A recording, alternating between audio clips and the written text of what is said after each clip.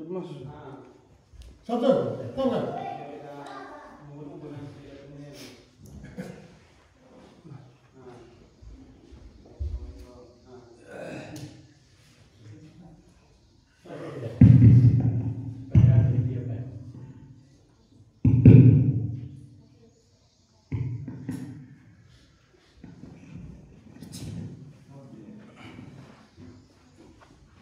Di sebelah sini yang mana? Saya terus man. Tal. Sini Ustaz.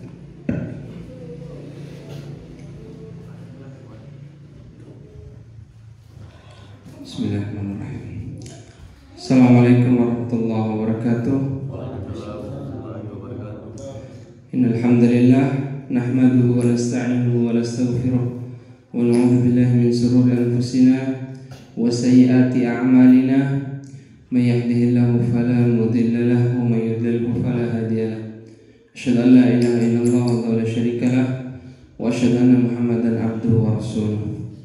Ya ayyuhalladzina amanu taqullaha haqqa tuqatih wa la tamutunna illa wa antum muslimun.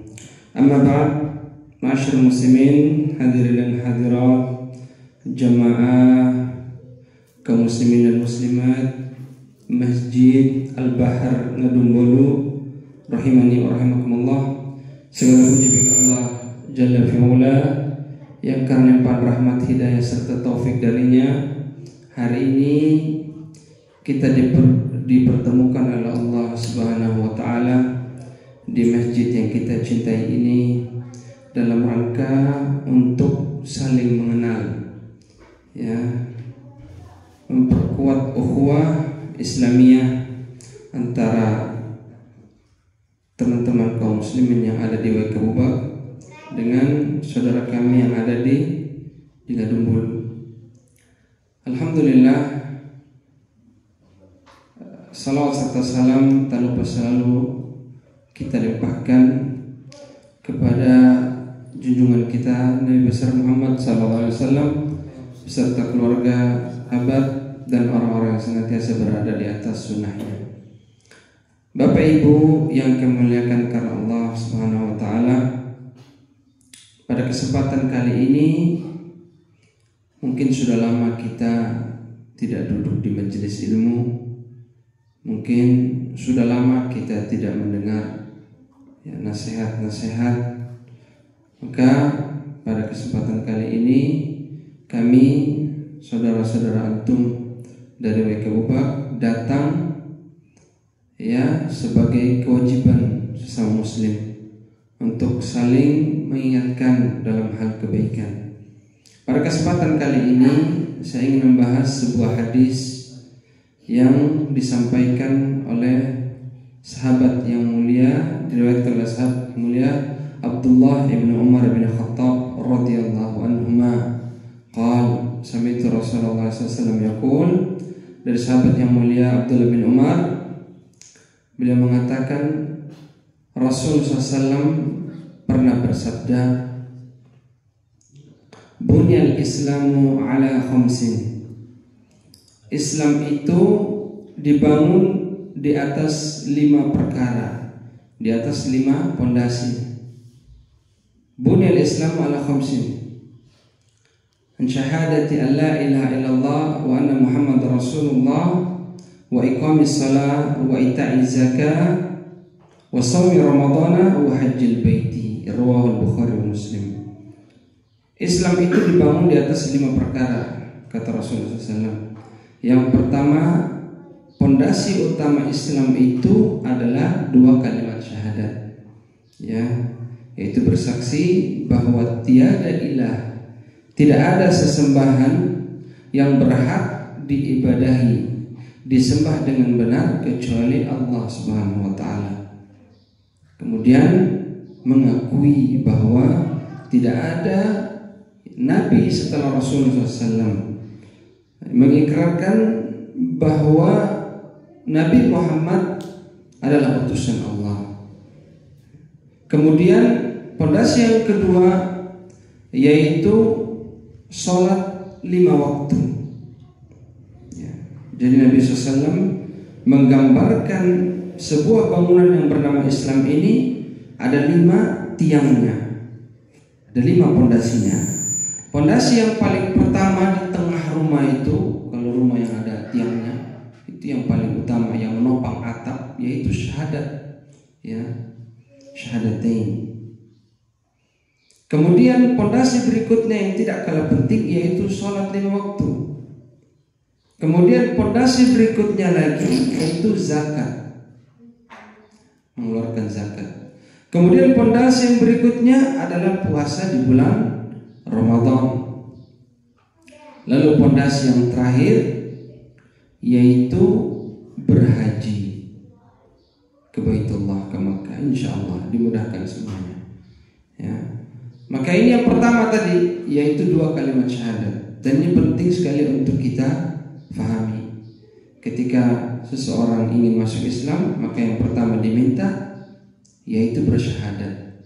Sebagaimana hadis ya, Nabi SAW ketika lamma ba'atha Mu'adzan ila Yaman, Nabi SAW ketika mengutus Mu'adz ke Yaman, beliau mengatakan, innaka sata'ti qauman min ahli kitab.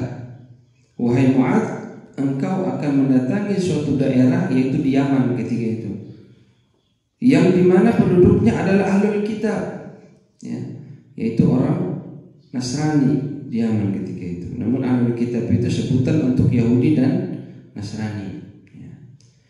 Faltakun awwala ma tad'uhum ilai an yuwahhidullah. Kata Rasulullah SAW, hendaklah yang menjadi pertama dakwahmu wahai Mu'adz kepada orang-orang Yaman itu adalah untuk mentauhidkan Allah, mengesahkan Allah, ya. Apa itu tauhid?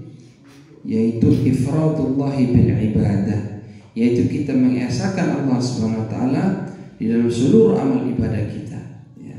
Kita yakini yang pertama tauhid rububiyah. Kita meyakini bahwa Allah yang memberikan rezeki, tidak ada orang lain yang memberikan rezeki, ya. Tidak ada lagi yang memberikan rezeki kecuali Allah.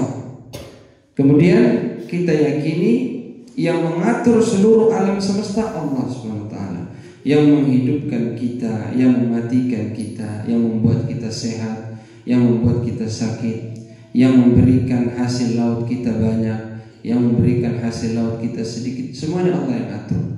Itu kita harus yakini, ya. Yang mengatur seluruh hal, ya, itu Allah SWT. Ini tauhid rububiyah. Kemudian tauhid uluhiyah, ifradullah bil ibadah, yaitu kita meyakini bahwa satu-satunya yang berhak untuk kita ibadahi, tempat kita meminta, tempat kita berharap, tempat kita mengadukan nasib, tempat kita bersujud, tempat kita memohon, hanya Allah SWT. Tidak ada yang namanya minta kepada pohon angker, tidak ada yang namanya minta kepada roh-roh nenek moyang, tidak ada yang namanya minta kepada penghuni laut, penghuni, tidak ada, ya. Kita minta kepada Allah SWT, ya, dengan cara kita datang sholat 5 waktu. Alhamdulillah, Madura sudah punya masjid. Masjidnya luar biasa, bagus sekali kalau menurut saya. Untuk ukuran suatu daerah yang penduduknya cuma 15 kakak muslim, disediakan masjid seperti ini, itu sudah istimewa menurut saya. Karena biasanya di daerah-daerah lain untuk bangun masjid seperti ini 15 kakak itu gak mungkin, susah. Itu harus ratusan baru bisa ada masjid sebagus ini. Tapi subhanallah, dengan Nembolo ini sudah ada masjid sebagus ini. Maka kita manfaatkan masjid yang ada ini, kita hidupkan dengan beribadah kepada Allah. Kita datangi sholat, ya. Adzan selalu berkumandang, ya. Syiar, ya. Syiar Islam. Ini yang pertama tadi, ya, syahadat. Kita mengesahkan Allah dalam hal ibadah. Kita meyakini bahwa Allah yang berhak untuk kita ibadahi. Kita jadikan Nabi kita alaihi salatu wassalam sebagai panutan kita. Kita pelajari, ya. Kita pelajari siapa nama bapak dan ibu Nabi Muhammad. Siapa yang tahu? Ada yang tahu? Ada yang tahu? Anak perempuannya Nabi Muhammad siapa namanya? Nama istrinya. Ada yang tahu? Nah, ini menjadi bukti bahwa kita belum mengenal Nabi kita. Sementara kita sering menyebut di dalam sholat kita, ya, tahiyat terakhir, ya, dalam adzan kita sering mendengar Muhammad Rasulullah, Muhammad Rasulullah. Ketika kita masuk ke dalam Islam, kita sebutkan tadi, asyhadu anna Muhammad Rasulullah. Maka kita harus tahu konsekuensi dari Muhammad Rasulullah itu siapa. Kita tahu, ya, minimal, ya, kalau kita belum tahu, seperti misalnya kita ditanya, ya, tahu dengan Umbu Fulan, ya, tahu siapa nama bapaknya? Tidak tahu. Maka kamu belum kenal dia. Di mana rumahnya? Tidak tahu. Berarti kamu nggak kenal. Ya, berarti ketika kita mengakui sebagai umat Rasulullah SAW, kita harus mengenal Nabi Muhammad. Bagaimana Nabi itu kalau sholat, bagaimana Nabi itu kalau wudu, bagaimana kehidupan Nabi, kita harus tahu. Ya. Kalau nama ayah orang tuanya kita tidak tahu, bagaimana kita mau tahu kesehariannya? Ya. Menunjukkan bahwa kita masih sangat jauh tidak mengenal Nabi kita. Ya, ya. Insya Allah nanti Ustaz ingat, kalau nanti kita datang lagi, kita tanya, ya, nama orang tuanya, nama istrinya, nama keluarganya, yang tahu dan dapat hadiah. Ya, jadi harus belajar, ya. Ya, siap Bapak-bapak? Ibu-ibu, insya Allah, ya. Siap? Siap, ya. Ya. Kemudian yang berikutnya, pondasi yang kedua dari bangunan yang bernama Islam itu sholat 5 waktu. Ya, sholat. Ya. Sebagaimana kata Rasulullah SAW kepada Mu'adz, fa'inhum ata'uka lidzalik. Kalau mereka sudah bersyahadat, kata Rasulullah SAW kepada Mu'adz, kamu wahai Mu'adz datang ke Yaman. Di Yaman itu banyak orang Nasrani, orang-orang, kalau sekarang kita sebut orang Kristen. Ya, kamu dakwahi mereka. Kalau mereka sudah bersyahadat, kasih tahu. Ya, fa'inhum ata'uka lidzalik. Kalau mereka menerima syahadat tadi, fa'alimhum, kabarkan kepada mereka, anna Allah iftarada alaihim 5 salawatin fi kulli yawmin wa laylah. Kalau mereka menerima, ya Mu'adz, masuk Islam, maka kasih tahu bahwa setelah orang masuk Islam, Allah mewajibkan kepada mereka sholat 5 waktu. Ya, sholat subuh 2 rakaat, sholat zuhur 4 rakaat, asar 4 rakaat, maghrib berapa rakaat? 3 rakaat. Kemudian isya. Ya, itu yang wajib dulu kita jaga. Wajib ini, ya, 5 kali. Itu harus dilakukan. Ya, lebih bagus lagi kalau dilakukan di masjid. Ya, dapat pahala 25 kali lipat sampai 27. Ya, ibaratnya begini. Kalau saya pancing di sana dapat 1 ekor. Kalau saya pancing di sebelah sini dapat 27 ekor. Kira-kira mau pancing di sana atau di sini? Ustaz, di sini, di sana atau di sini? Di sini 27. Nah begitu ibaratnya. Kalau sholat di rumah dapat 1 pahala, di masjid dapat 27 pahala. Seperti itu. Ya. Jadi sholat ini harus kita jaga. Bahkan ya, Nabi SAW mengatakan kepada orang-orang yang baru masuk Islam ketika itu, al-ahdul ladzi bainana wa bainahum as-shalah, faman tarakaha faqad kafar. Perjanjian antara kami dengan orang-orang yang masuk Islam, kata Nabi, yaitu sholat. Siapa yang meninggalkan sholat, maka seolah-olah dia belum masuk Islam. Ya, maka sholat ini harus kita jaga. Ya, jangan kita sepelekan. Ya, alhamdulillah Allah sudah kasih kita hidayah masuk ke dalam Islam. Kemudian berarti kita harus mulai untuk sholat. Ya, itu sholat. Kemudian ada lagi pondasi yang ketiga dari bangunan yang bernama Islam, yaitu apa? Siapa tahu? Setelah syahadat, setelah sholat, apa lagi? Siapa tahu? Zakat. Ya, zakat. Mengeluarkan zakat. Ya, kalau di bulan Ramadan itu kita mengeluarkan yang namanya zakat fitrah, ya, dikeluarkan. Ada juga namanya zakat mal, ya. Kalau sudah mencapai nisab dan haul, ya. Hartanya itu kalau dia punya uang 85 juta ke atas, disimpan di bank 1 tahun, ya. Tabungannya utuh lebih dari 85 juta, maka harus dikeluarkan, ya. Atau ada yang mungkin berjualan, punya toko, ya. Tokonya ini kalau di total lebih dari 85 juta, maka setiap tahun harus dikeluarkan zakatnya. Berapa zakatnya? 2,5% dikeluarkan. Itu zakat, ya. Kemudian ada lagi yang namanya pondasi yang keempat dari bangunan yang bernama Islam. Apa itu? Siapa yang tahu? Puasa di bulan Ramadan. Alhamdulillah, kemarin saya waktu kesini, untuk ingat yang saya sampai untuk kesini pas belum puasa, itu saya lihat Tuan Amir sama keluarga puasa, alhamdulillah. Ya, cuman sayangnya masjidnya tidak ramai.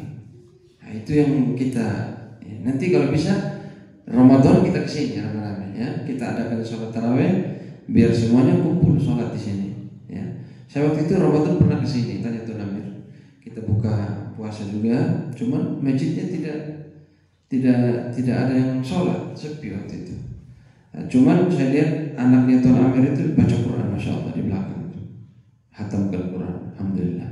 Ya, ini berarti ada kebaikan yang harus kita jaga. Ya, insya Allah. Kalau masjid kita ramai, insya Allah Allah akan membukakan rezeki dari arah yang tidak kita sangka-sangka. Ya. Kalau masjid, kalau saudara-saudara sering sholat masjid, insya Allah akan datangkan orang-orang yang berhati baik, ya, untuk bantu, insya Allah, ya. Karena orang tahu, oh, di sana banyak orang Islam, ya.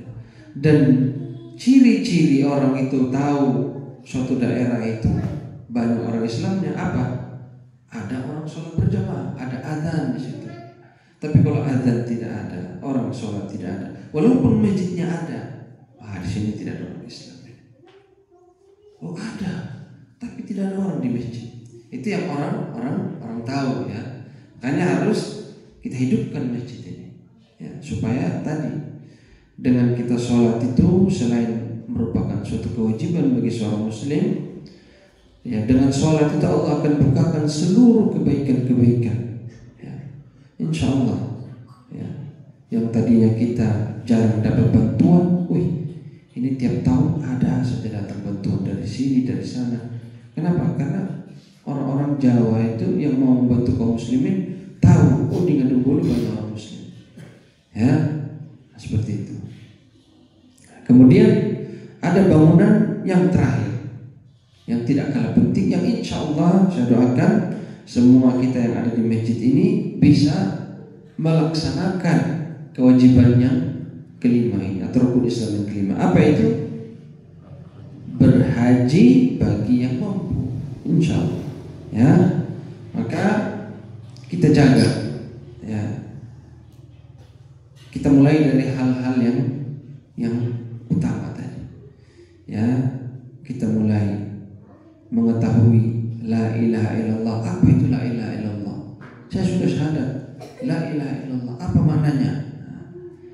La ilaha illallah, la ma'buda bihaqqin illallah. Tidak ada sesembahan yang berhak diibadahi dengan benar kecuali Allah SWT. Maksudnya apa? Kalau ada yang bilang artinya la ilaha illallah, tiada Tuhan selain Allah. Nanti ada yang jawab, oh, salah. Itu orang Hindu Tuhannya Krishna misalnya, Wisnu. Berarti ada Tuhan. Oh, salah. Orang Nasara Tuhannya ini misalnya, ya. Banyak Tuhan. Berarti makna la ilaha illallah kalau diartikan tidak ada Tuhan selain Allah kurang tepat. Kenapa? Karena banyak yang dituhankan. Tapi kalau kita artikan tidak ada yang berhak diibadahi, disembah dengan benar kecuali Allah, itu baru mantap, ya. Artinya ada yang menyembah pohon, tapi tidak benar. Ada yang menyembah kuburan tapi tidak benar. Ada yang menyembah sapi tapi tidak benar. Orang yang menyembah Allah itu baru benar. Gitu, ya. Harus kita pahami tentang Nabi kita tadi, ya.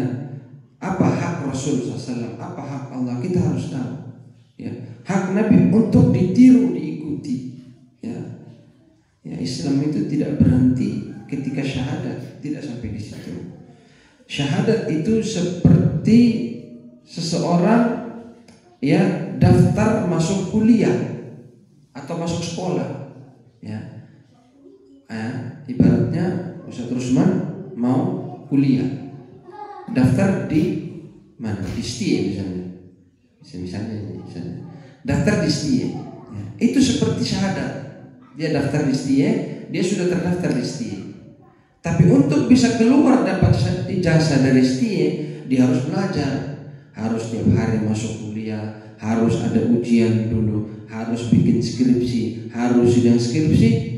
Selesai, baru Ustaz Rusman kita bilang ini dia alumni STIE, gitu. Nah, cukup seorang itu cuma daftar dari STIE, kita bilang oh itu alumni STIE, belum. Sama seperti itu. Seorang ketika masuk Islam, dia sudah mendaftarkan dirinya. Namun untuk lolos, ya, selamat sampai di surga kelak, itu kita mau insya Allah. Nah, dia harus belajar dulu, ya, al-ilmu qabla al-qawli wal amal.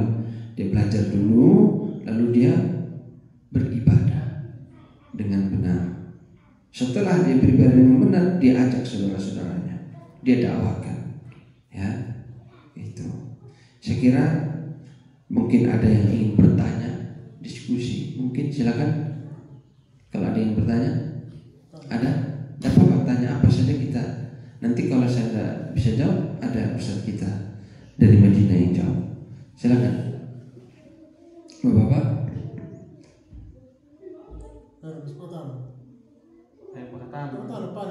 Minimal 3 soal. Tidak apa-apa, maksimal juga tidak apa-apa. Yang mau tanya apa saja.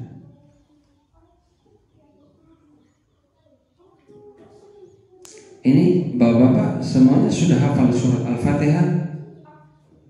Insya Allah bisa baca Quran, insya Allah. Ada yang bisa, ada yang belum, ya. Makanya kita harus belajar, ini tugasnya untuk Amir, ya. Nanti bagaimana kalau bisa ada ustadz satu yang tinggal di masjid, ya, dibuatkan rumah di sebelah situ apa, tinggal dia ngaji sore, biar ada. Itu harus dibahas, ya. Jadi bapak-bapak, ibu-ibu, adik-adik yang mau mengaji bisa datang ke masjid sore habis maghrib, belajar mengaji bareng, ya. Itu penting itu, ya.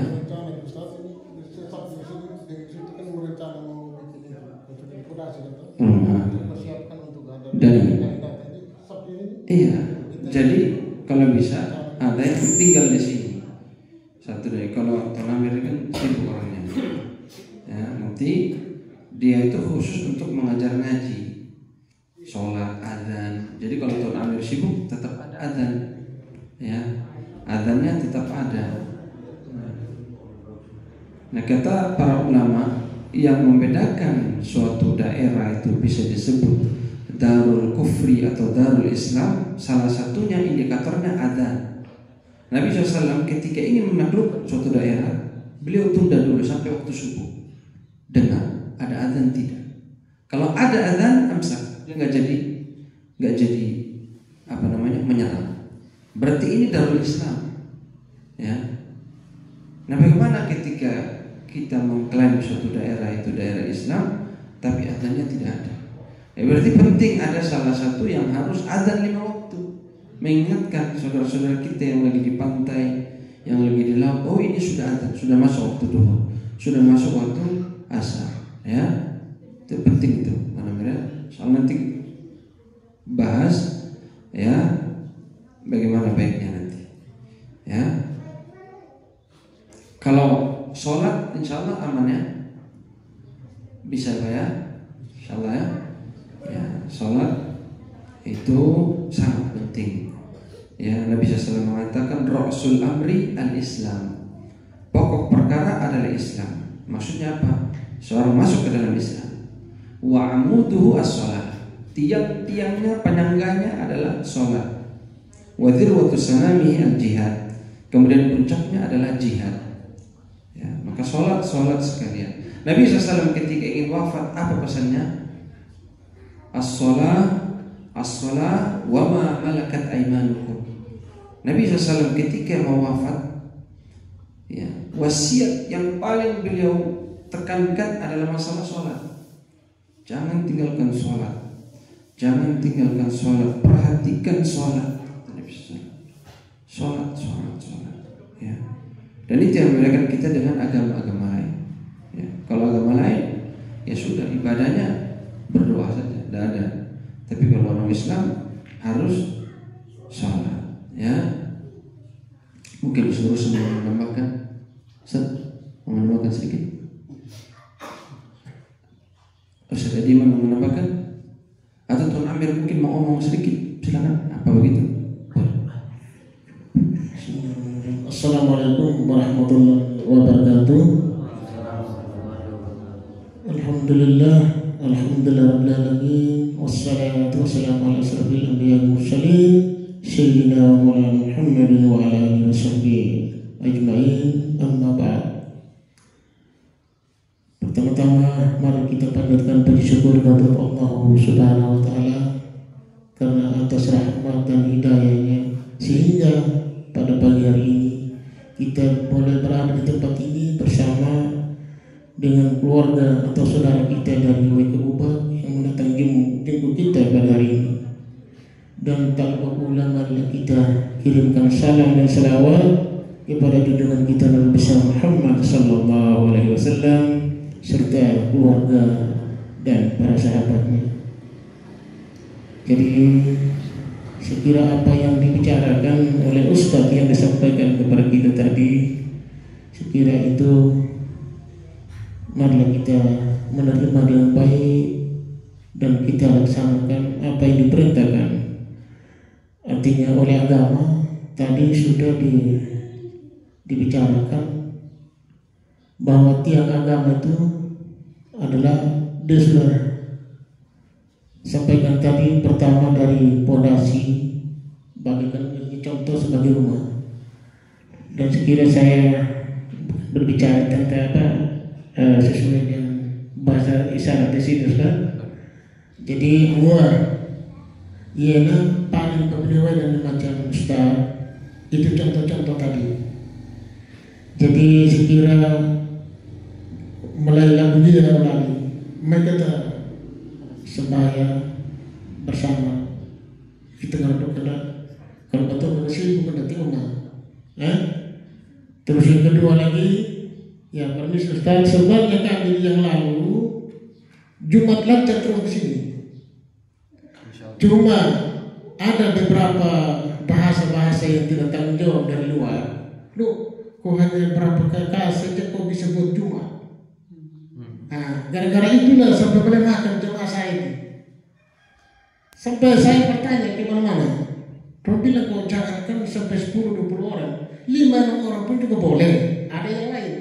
Tapi lebih banyak yang berbahasa bilang wah tidak boleh, tidak sah. Nah, itu alasan itu yang masalah yang lalu. Sebenarnya kita ini sudah kurang lebih sekitar sudah mau 30 bulan berkali kita tidak melaksanakan Jumat lagi. Sebentar yang lalu itu lancar. Nah, masalah-masalah itu juga yang saya ingin bertanya kepada Ustaz, apakah benarkah sekitar 2-30 orang kita sholat Jumat, apa bisa tidak? Atau memang harus 44 orang? Ada itu. Karena sesuai dengan kalimat-kalimat dari luar, harus 44 orang dulu baru bisa sah Jumat. Kalau tidak belum bisa. Alhamdulillah, ini pertanyaan bagus. Sebenarnya bukan 40 ya. Jadi di dalam mazhab Syafi'i betul mensyaratkan bahwa sholat Jumat itu minimal 40 orang. Hanya saja banyak sekali terjadi perselisihan silang pendapat di antara ulama dalam masalah ini. Ya. Mana yang benar? Yang benar itu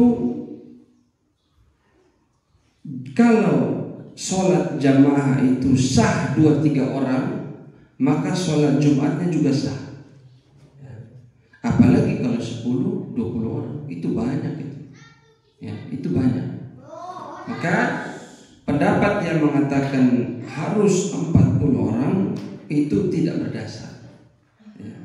Apa landasan mazhab Syafi'i dalam masalah ini? Nabi SAW ketika mengadakan sholat Jumat di Madinah dihadiri oleh 40 orang. Tapi Nabi tidak pernah mensyaratkan harus 40 orang. Ya. Nabi tidak pernah mensyaratkan harus 40 orang. Ya. Jadi kalau di Ngadong tidak sampai 40 orang, berarti tidak sholat Jumat sama sekali. Keliru. Ya. Harus kita sholat. Mau 5 orang, 6 orang, satu naik khutbah, satu ya, yang lainnya makmum. Apa ada masalah? Ya. Jadi ya nanti tidak apa-apa kalau ada yang misalnya, oh itu Ustaz dari Kubu bilang boleh. Ya. Nanti yang bilang tidak boleh, tidak apa-apa, kasih tahu alamatnya biar kita datangi, kita luruskan. Ya, ya maka boleh. Ya. Bagaimana bisa suatu daerah yang tidak sampai 40 kita paksa harus 40? Ya. Kalau lebih banyak ya lebih bagus. Tapi kalau jumlahnya sudah di sini sekian, hanya segitu, ya bismillah. Mimbar sudah ada, terus buat apa mimbarnya? Ya, sholat Jumat. Ya. Nanti Bapak Umbu mana? Bapak Umbu sudah bilang, insya Allah kita rencana nanti, ya kita mau datang juga hari Jumat. Kalau bisa kita sholat Jumat di sini. Dari pagi kita start dari Bapak sampai di sini. Tapi kayaknya harus pagi sekali ya. Habis subuh kayaknya harus jalan itu. Benar, karena jauh. Ya. Jadi kita sholat Jumat di sini dengan warga. Ya, insya Allah. Ya, jadi ya sholat Jumat itu sah, bahkan dalam pendapat yang paling rajih meskipun 2 orang, satu khatib satu dengar, sah sholat Jumat. Ya, itu pendapat yang paling. Ya, jadi tidak ada batasan dalam sholat Jumat, asalkan ada makmum, ada imam sekaligus khatib, boleh sholat Jumat. Ya, intinya sholat di masjid itu yang paling penting. Ya, hidupkan masjid ini. Insya Allah saya yakin sekali kalau masjid ini dihidupkan, ini bisa menjadi salah satu bantuan yang mendatangkan perbaikan ekonomi untuk warga Ngadong. Itu yakin sekali. Asalkan itu percaya kawan saya, masjid antum hidupkan, sholat di masjid. Insya Allah bantuan akan berdatangan. Meskipun niat kita sholat bukan untuk dapat bantuan, niat kita sholat untuk Allah SWT, jelas. Kewajiban kita untuk beribadah. Tapi kewajiban tadi insya Allah akan membukakan pintu-pintu rezeki yang datang dari arah yang tidak kita sangka-sangka. Insya Allah. Ya. Ada lagi yang lain? Pertanyaan? Harus berani kayak Tonami ya. Tanya apa? Oh Ustaz begini, oh Ustaz begitu. Boleh tidak saya sholat? Ada bumikan Ustaz, baru keluar dari air mau sholat, boleh tidak? Kan banyak seperti itu. Tidak ada pertanyaan. Kalau tidak ada pertanyaan berarti alhamdulillah, berarti sudah paham. Ya, antara dua, diam karena sudah mengerti atau diam karena malu-malu. Nah, ini mana ini yang betul? Ya. Iya. Iya. Insya Allah nanti kita sering ketemu insya Allah. Ya. Ada bisa terus Bang? Teman? Saya kira ini sedikit dari kami. Kemudian ada simbolis seserahan bantuan